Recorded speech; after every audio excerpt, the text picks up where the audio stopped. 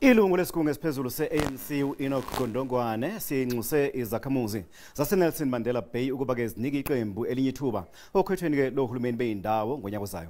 UGodongwana wenze lesicelo khathi ke thula inkulumo enkonzweni yomngcwabo yowabe engusomlomo omkhandlu uBicks Ndoni eBay. uNdoni waquleka washona emhlanganweni weANC edolobheni ngesonto ledlule. Ubese neminyaka engama-62. UGodongwana uthi ke iqembu elibusayo lalahlekelwa yilomkhandlu ngenxa yokungahlinzeki kahle umphakathi ngezidingo. Yimini ebuhlungu kubathandi nabalandeli beqela leANC.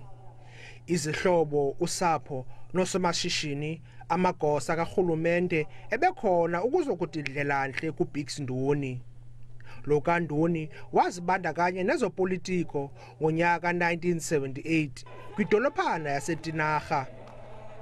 Ngomnye weenkokheli owaseka iCOSAS kwaye wayelilungu leUDF kunye nombutho wabahlali iUNHEG Civic Organization. Ungakhumbula ngelixesha kwakukhululwa imibutho neenkokeli ejele, irali yakhe yankulu yogqitha zonke elapha eBhayi.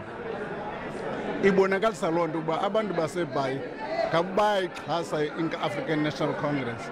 Yimisebenzi yethu ekufuneka siyilungisile ukwenzela uba aba bantu babuyele kwi-African National Congress. Esiyazi uba xa ivule umlomo intetho yakhe intetho eyakhayo, oyaziyo ukuba inkokheli yeANC ithetha ukuba funeka uhloniphe abantu ngoba usebenzela abantu ebebathanda abantu. uBicks ebesanda ndithumela imessage with 2 weeks back ngecawa esithi fonini make sidibane nje kancinci ke sihlale sispende i-afternoon.